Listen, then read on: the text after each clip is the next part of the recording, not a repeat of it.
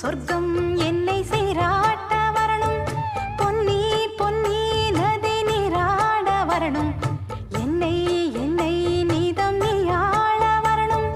பெண் மனசு காணாத இந்திர ஜாலத்தை அள்ளித்தர தானாக வந்துவிடு, என்னுயிரை தீயாக்கும் மன்மத பாணத்தை கண்டு கொஞ்சம் காப்பாற்றி தந்துவிடு.